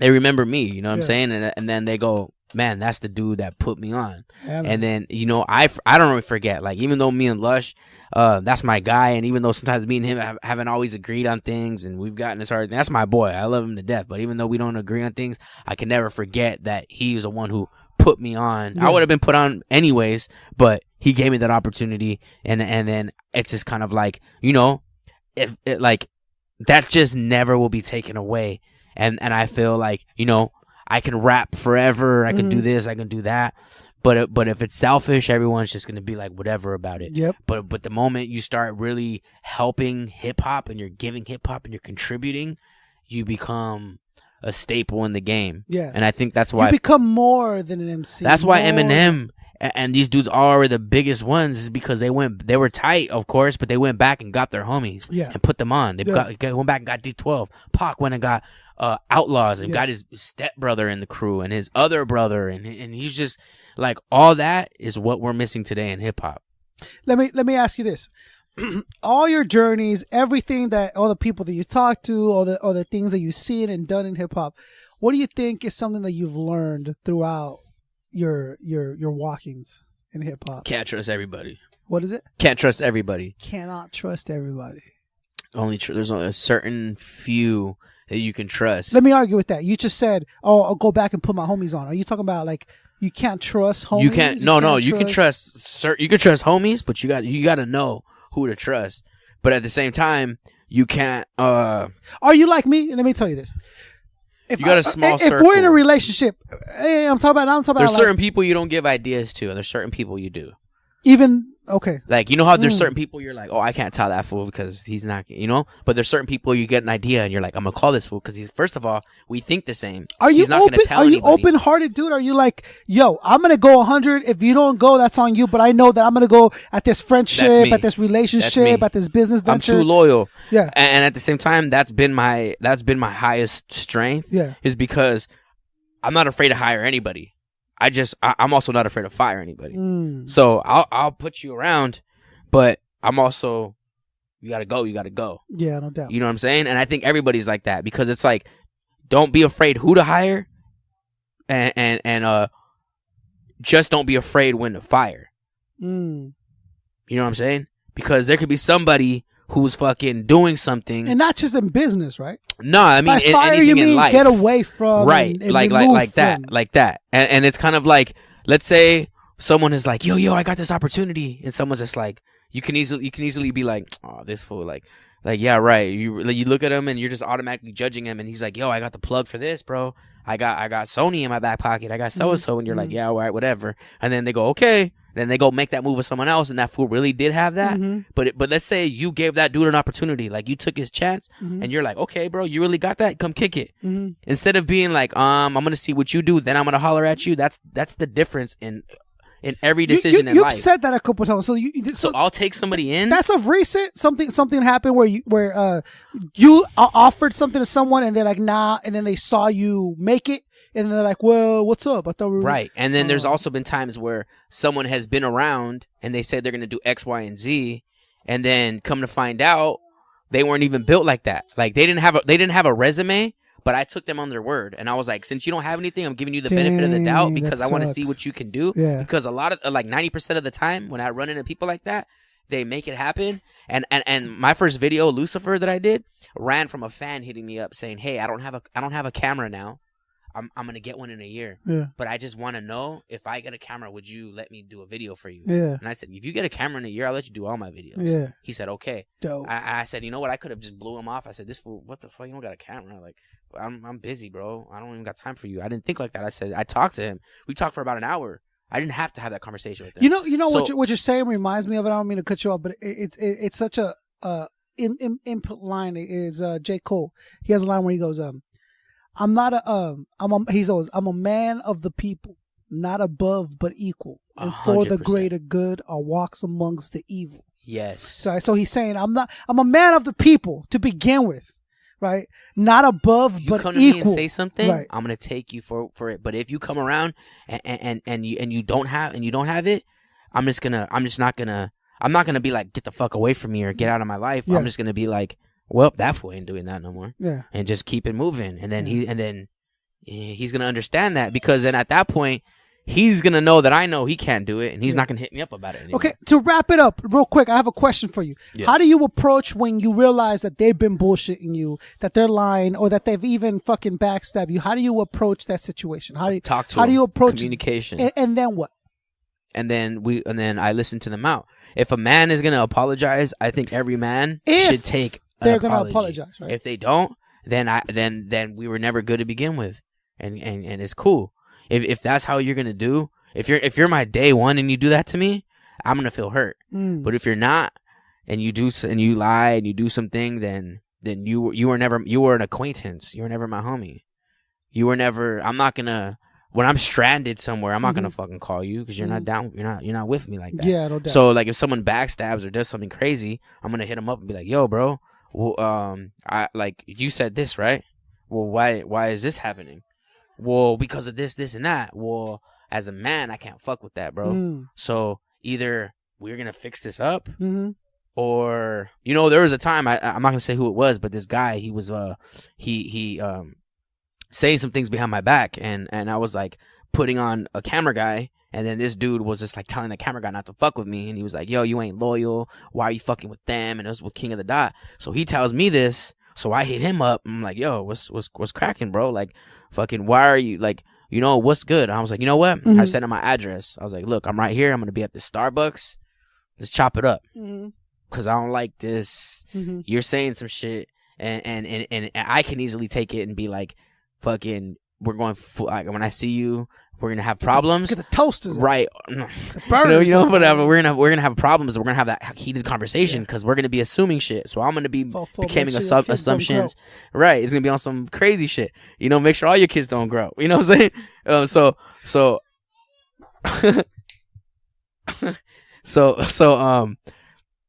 So this dude started talking shit. So he met me, and then we started talking, and then he said something to me. He's like, yeah, this is what we're gonna do. I'm like, bro, don't lie to me and tell me that this is what we're gonna do, because I'm telling you right now, as a man, just tell me, keep it honest with me. But I told him, we're sitting in this whip, and I'm looking at him dead in his eye. I'm like, if you're thinking of doing something like behind my back after today, you might as well just get out and let's just fucking fight right now. And that dude was like, no, bro.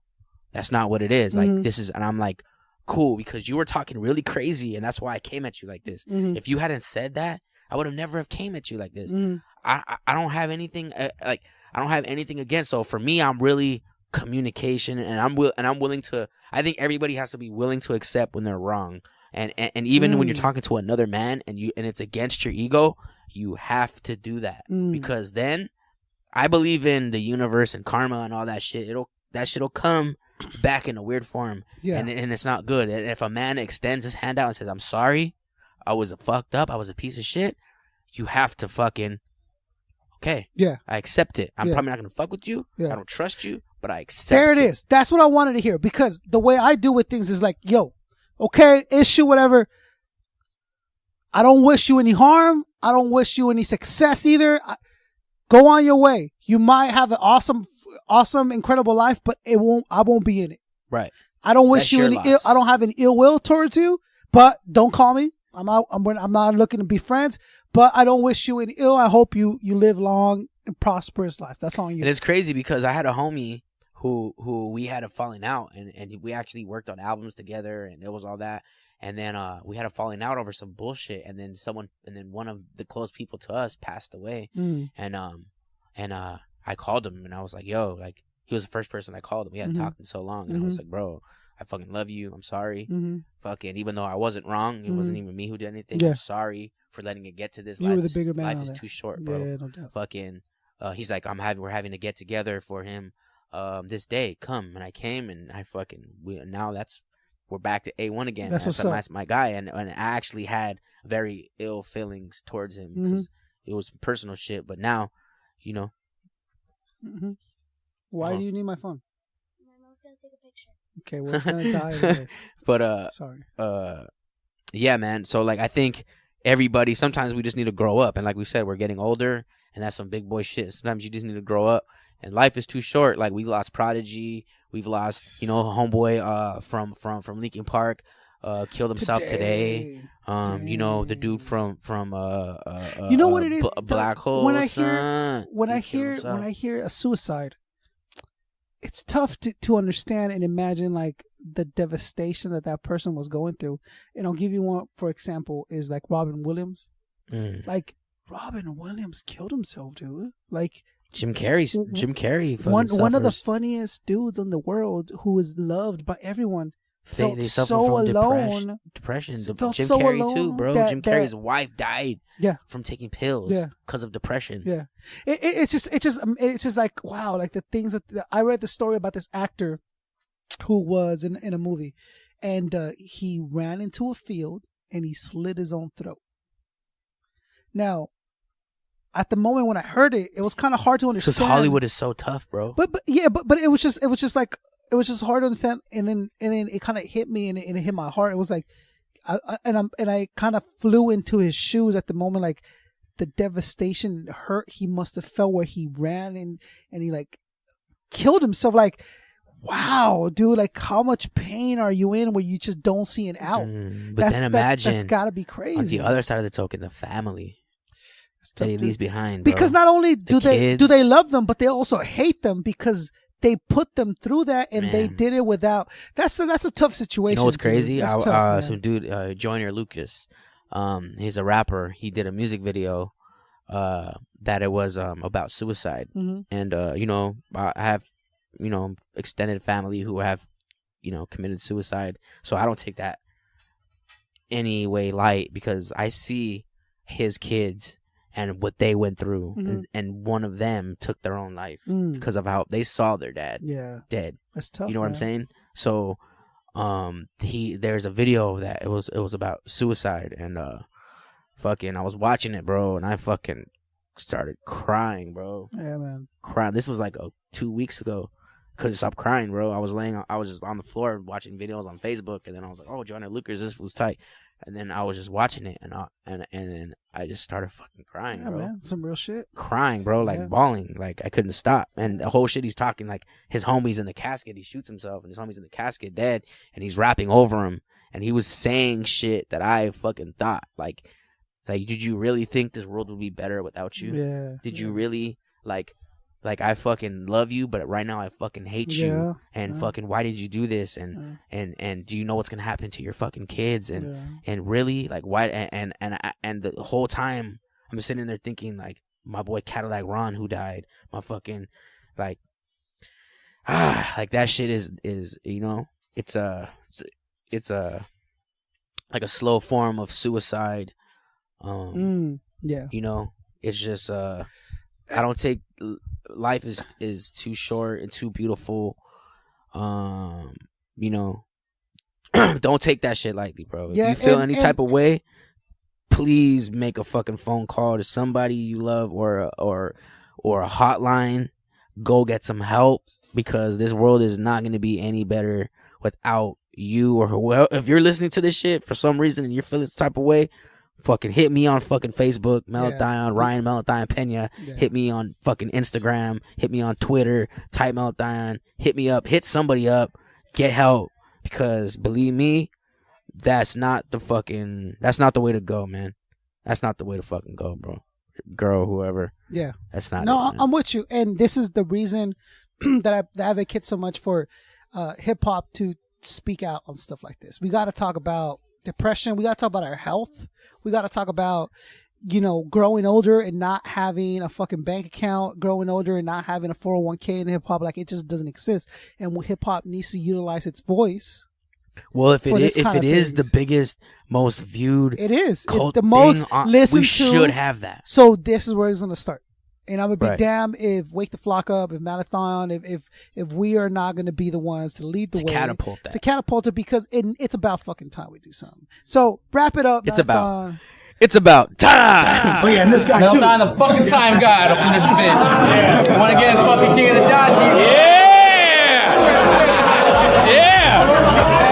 Time. Just don't say time. Just don't cut. We got a time limit, but just don't say time. You heard this? You heard him say that? Don't say time.